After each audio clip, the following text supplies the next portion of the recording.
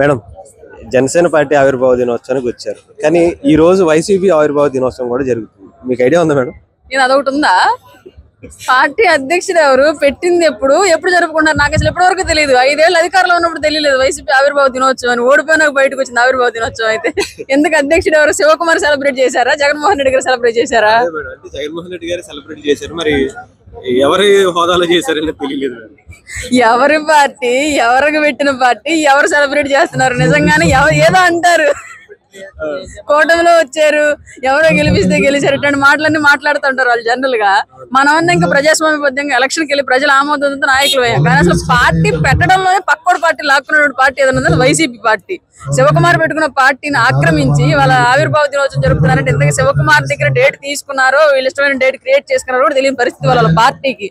Party లేదు, పార్టీకి ఆవిర్భావ దినోత్సవం లేదు, మళ్ళీ గవర్నమెంట్ లోకి రాదు. అంటే అసలు అధికారం ఈ రోజు ఆవిర్భావ దినోత్సవం జరుపుకోవడానికి అసలు ఆ రోజు పుట్టిందని జగన్మోహన్ రెడ్డి గారికి ముందు చేశారంటారా, లేకపోతే శివకుమార్ గారు పెట్టిన రోజు అంటారా? ఏమో అండి, మనం ఆల్రెడీ సెలబ్రేషన్ స్టార్ట్ చేశాం కాబట్టి జనసేన పార్టీకి ఏమన్నా కౌంటర్ గా ఏమన్నా స్టార్ట్ చేసుకున్నారు కొత్తగా వెలుగు. గతంలో మనం ఎప్పుడు వినలేదు కదా జనసేన పార్టీ ఆవిర్భావ దినోత్సవం. మనం అధికారంలో ఉన్నా లేకపోయినా, మనకు పర్మిషన్ ఇచ్చినా లేకపోయినా అంగరంగ వైభవంగా రాష్ట్ర వ్యాప్తంగా చెప్పుకునేలాగా జరుపుకున్నాం. కానీ ఎప్పుడైనా వైసీపీకి ఒక ఆవిర్భావ దినోత్సవం ఉంది, ఆ పార్టీ పలానా రోజు పుట్టింది, దాన్ని పలానా రోజు రిజిస్టర్ చేయించారు, పలానా వాళ్ళు పెట్టారు, పలానా చోట స్టార్టింగ్ ఇనాగ్రేషన్ మీటింగ్ జరిగిందని ఎక్కడైనా మనం చూసాం వాళ్ళ అధికారంలో ఉన్నప్పుడైనా సరే. అంటే ఇవాళ పెడుతున్నారు, దాని అర్థం ఏంటి? క్లియర్ గా మన పార్టీ ఆవిర్భావ దినోత్సవం జరుపుకోవడాన్ని వాళ్ళు జీర్ణించుకోలేక ఏదో పులిని చూసి నక్క వాతలు పెట్టుకున్నట్టుగా వైసీపీ అనే నక్క వాతలు పెట్టుకోవడానికి ప్రయత్నం చేసింది. చూద్దాం తోలు ఎంతవరకు కూడిద్దని రానున్న రోజుల్లో. ఇకపోతే రీసెంట్ గా రోజా గారిని కూడా మళ్ళీ ఆడుదాం ఆంధ్ర కేసులో అరెస్ట్ చేద్దాం అవుతారు అని చెప్పి అనిపిస్తుంది. ఎలా ఉండబోతుంది మేడం? నిజంగానే అరెస్ట్ చేస్తారు వైసీపీకి మొత్తానికి ఆడుదాం అన్న మీరందరూ కలిసి ఆడుకుంటున్నట్టుంది. నిజంగా అంటే ఏం కాదండి, 100% ఆడుదాం ఆంధ్రలో స్కామ్ జరిగిన మాట వాస్తవం. ఎందుకంటే గ్రౌండ్ లో మేము గమనించాం. ప్రైజ్ మనీలు కూడా స్థానికంగా ఉన్నట్టు నేతలతో ఇప్పించారు, డబ్బులు గవర్నమెంట్ ఖజానా నుంచి ఇవ్వలేదు. కానీ దానికి 130 కోట్ల రూపాయల బడ్జెట్ రిలీజ్ చేసుకుని తీసేసుకున్నారు. దానికి శాప్ చైర్మన్ గా ఉన్నటువంటి పిల్లారెడ్డి, బైరెడ్డి సిద్ధార్థ రెడ్డి, అలాగే రోజా రెడ్డి, వీళ్ళిద్దరు మాత్రమే ప్రాతినిధ్యం వహించారు. అందులో వీళ్ళు తినిందంతా, వీళ్ళ నాయకుడు గజ దొంగ జగన్ కి ఇచ్చినటువంటి వాటాలంతా క్లియర్ గా రానున్న రోజుల్లో ఎంక్వైరీ వేసి తేల్చి తీరుతారు. ఖచ్చితంగా అందులో ఎవరైతే దోషులుగా తేల్తారో వాళ్ళని 100% జైలుకు పంపించే తీరుతారు. అందులో నేరానికి లింగ భేదాలు లేవు, ఈ విషయం గమనించుకోండి ప్రత్యేకించి.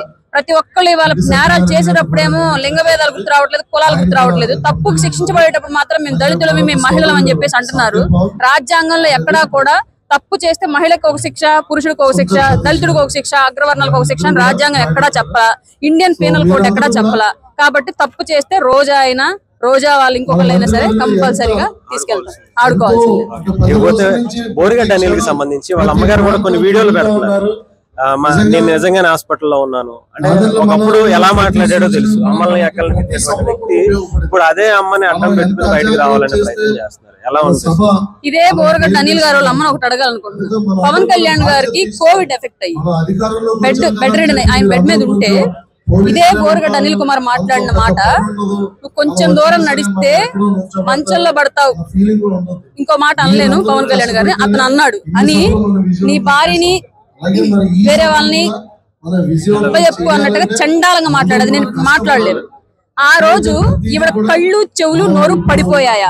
అప్పుడు ఎక్కడికి వెళ్ళావు? ఒక మహిళగా నీ కొడుకు అంత దారుణంగా సాటి నాయకుల యొక్క భార్యల్ని బిడ్డల్ని మాట్లాడుతుంటే ఆ రోజు నీకు ఎందుకు నోరు పని చేయలేదు, మెదడు పని చేయలేదు? నీ కొడుకు నువ్వు ఇది తప్పురా అని ఎందుకు చెప్పలేకపోయావు?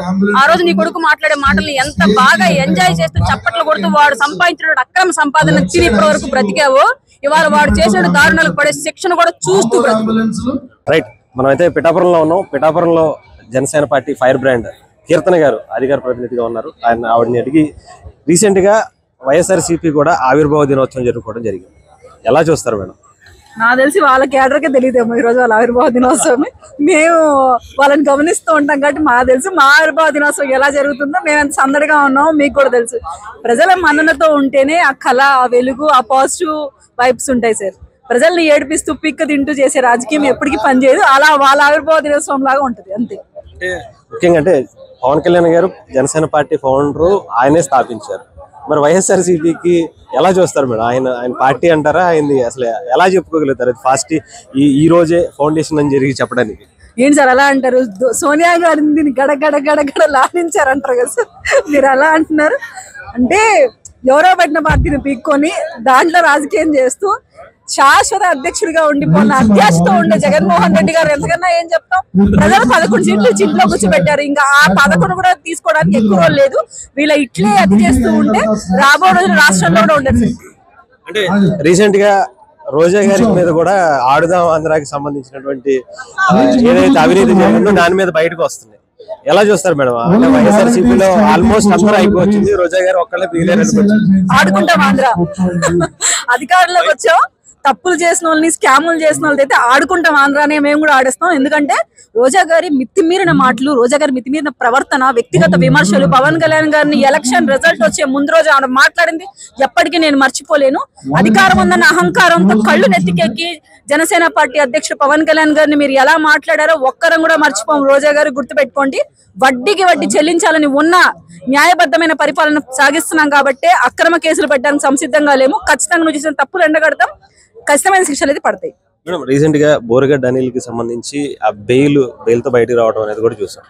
అంటే ఏదైతే తల్లికి హెల్త్ కి సంబంధించినటువంటి ఇష్యూని తీసుకుని బయటకు వచ్చారు, కానీ గతంలో అదే తల్లితో నా కొడుకు మగాడు ఏదైనా చేస్తాడు అనే వ్యాఖ్యలు చూస్తున్నాం. అంటే ఒక తల్లిని అడ్డం పెట్టుకుని ఆయన గతంలో మాట్లాడినటువంటి మాటలు ఏమేమి వెళ్తున్నారో మనకు తెలుసు.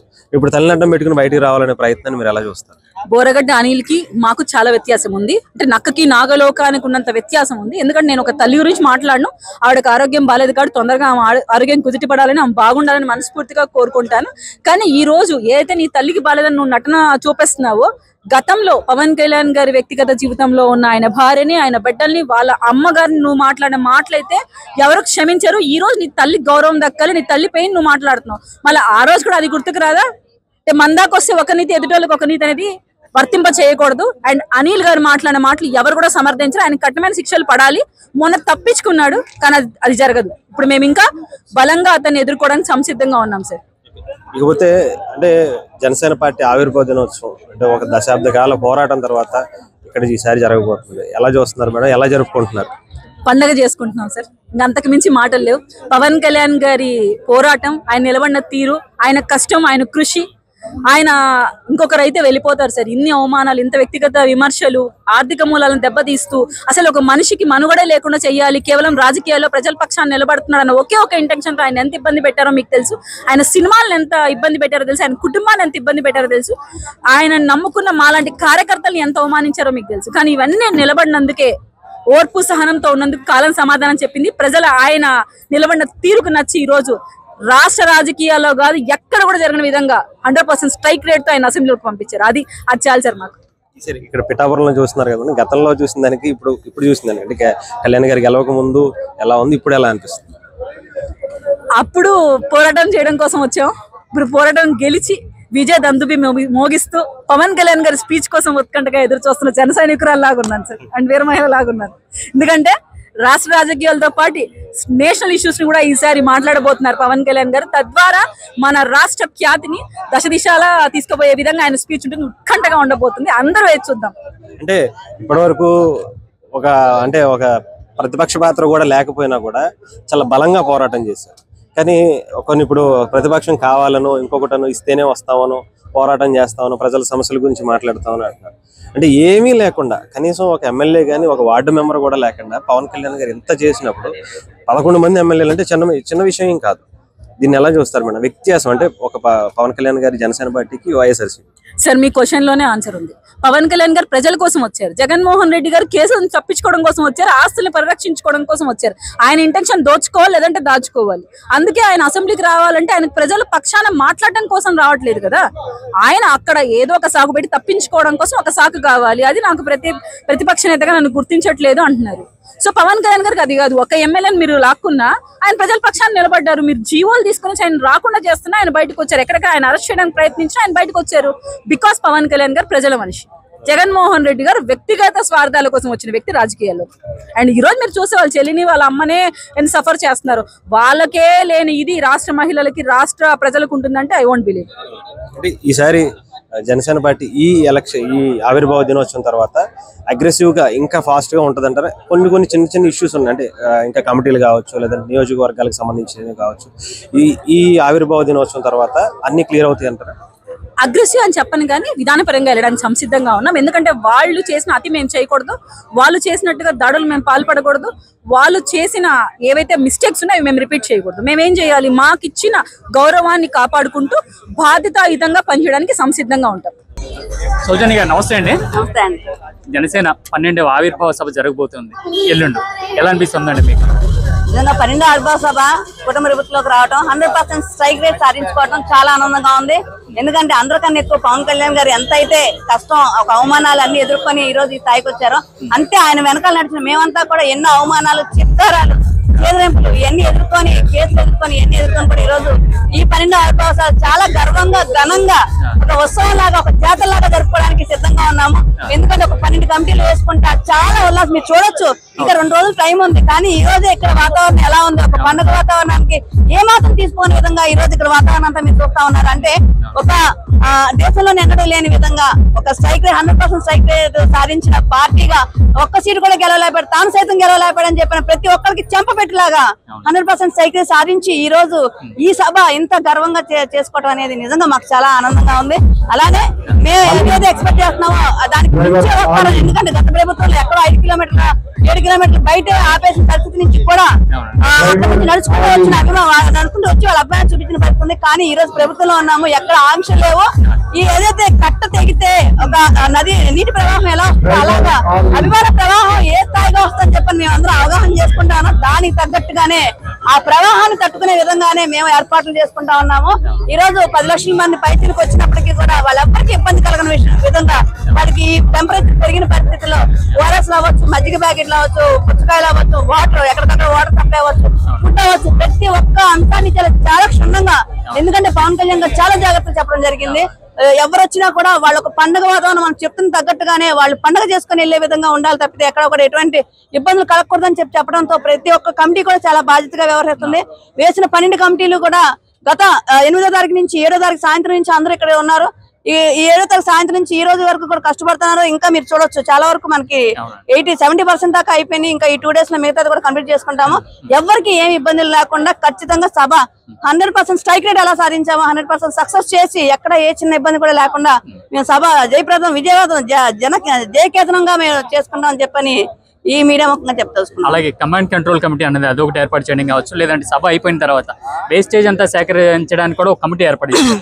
ఇలా గతంలో ఎప్పుడు ఇలాంటివి చూడలేదు. ఇలాంటి కొత్త ఐడియాలు జనసేనకి ఎలాగే వస్తున్నాయి అంటే మీరు గతంలో జనసేనలో చూసారు. ఎందుకంటే కవాతులో కూడా, వైజాగ్ కవాతులో కూడా ఆ జనాలందరూ వెళ్ళిపోయిన తర్వాత యాక్చువల్గా దాంట్లో ఆ పారిశుద్ధ కమిటీ వేయలేదు, కానీ మేమే దగ్గరుండి పడేసి అన్ని కూడా మేము కలెక్ట్ చేసి 2018 అనుకుంటా కలెక్ట్ చేసి అన్ని డస్ట్బిన్ లో పడేసి అది ఈ రోజు అఫీషియల్ గా పారిశుద్ధ కమిటీ అనేసి ఎక్కడైతే పవన్ కళ్యాణ్ గారు ముఖ్యంగా పర్యావరణానికి కూడా మంత్రి కాబట్టి దాన్ని కూడా దృష్టిలో పెట్టుకుని, అంటే ఆయన ఏం చిన్నది చేసినా కూడా దాన్ని చాలా క్షుణ్ణంగా చేస్తారు కాబట్టి దాన్ని దృష్టిలో పెట్టుకొని పర్యావరణ హితంగా ప్రతి ఒక్కటి కూడా ఏదైతే మనం ఇక్కడ డ్యామేజ్ చేస్తారో దాన్ని అంతటి కూడా జాగ్రత్తగా మళ్ళీ పారిశుద్ధ కమిటీ వేసి ఆ కమిటీ ద్వారా యాజ్ టీజ్ మళ్ళీ ఎలా ఉందో అలా చేసే విధంగా పవన్ కళ్యాణ్ గారు ఒక ప్రణాళిక సిద్ధం చేశారు. దాని తగ్గట్టుగానే ఒక కమిటీ వేయటం, ముందు ముఖ్యంగా కంట్రోల్ రూమ్ ఏర్పాటు చేయడం వల్ల ఏంటంటే ఎక్కడి నుంచి ఏ రాష్ట్రం మొత్తంగా వచ్చే వెహికల్స్ అవ్వచ్చు, జనాలకి ఇబ్బందులు అవ్వచ్చు, ప్రతి ఒక్కటి ఎప్పటికప్పుడు మానిటర్ చేస్తా చాలా చక్కటి ఆలోచన చేసి దాన్ని అమలుపరచడం, దాన్ని చాలా చక్కగా పనిచేయడం, ప్రతి ఒక్కరికి కోఆర్డినేషన్ ఈజీగా అయ్యే పరిస్థితి ఉందండి ఆ కంట్రోల్ రూమ్ ద్వారా. అలాగే గతంలో ఇలాంటి జరిగిన ఒక ఆవిర్భావ సభే రాష్ట్ర రాజకీయాలను మార్చింది. అంటే ప్రతిపక్ష ఓటు చేయాలనే మనం అంటే అప్పుడు పవన్ కళ్యాణ్ గారు ఇచ్చిన మాట అంటే ఇప్పుడు దీని తర్వాత జరుగుతున్న ఇలాంటి ఇంత విజయం తర్వాత జరుగుతున్న ఈ సభ మరి ఎలా ఉండబోతుంది అంటే మీరు గమనించచ్చు. అంటే పవన్ కళ్యాణ్ గారు ఒక మాట చెప్పారంటే ఆ మాట శాసనం అన్నట్టుగా ఎలా ఉంటది అనేది మనం 2022లోనే చూసాము. ఆ రోజు చెప్పారు ఒకటి చీలనేవో మనం సాధిస్తామని చెప్పని, అదే ఈ రోజు మనం ఈ సభకి ఇంత వైభవంగా ఉత్సవంగా చేసుకోవడానికి కారణం అయింది. అంటే పవన్ కళ్యాణ్ గారు ఎంత దూరదృష్టి ఆలోచిస్తారు, ఏ మాట కూడా మామూలుగా చెప్పరు. ఆయన ఏ మాట చెప్పినా కూడా దానికి సుదీర్ఘ ఆలోచన ఉంటది అంటానికి నిదర్శనమే ఆ 2022లో ఇప్పడం సభలో వ్యతిరేక ఓటు చీలనేవో అని చెప్పని, అదే చీలనేవో అని చెప్పి ఈ రోజు అధికారం సాధించాము, అధికారంలో కూర్చున్నాము. ఈ రోజు డిప్యూటీ సీఎం పవన్ కళ్యాణ్ ఉన్నారు, మా ఎమ్మెల్యేలు, మంత్రులు, ఎమ్మెల్సీలు. ఎస్ మేము చాలా గర్వంగా ఉంది అలా చెప్పుకోవడానికి కూడా. అంటే సభా ప్రాంగణం చూస్తే ఒక 2-3 లక్షల మంది పట్టేట్టున్నారు. చూస్తుంటే కనుక 10 లక్షలకు మించి ఏమన్నా వచ్చేట్టున్నారు. అంటే మీ ఏర్పాట్లు ఎలా ఉన్నాయండి? అంటే ఏర్పాట్ల వరకు అయితే సభ ప్రాంగణం ఒకటే కాదు, చుట్టుపక్కల ఏరియా కూడా మీరు గమనించవచ్చు. మేము ఎక్కడికక్కడ ఎల్ఈడి స్క్రీన్లు పెట్టాము.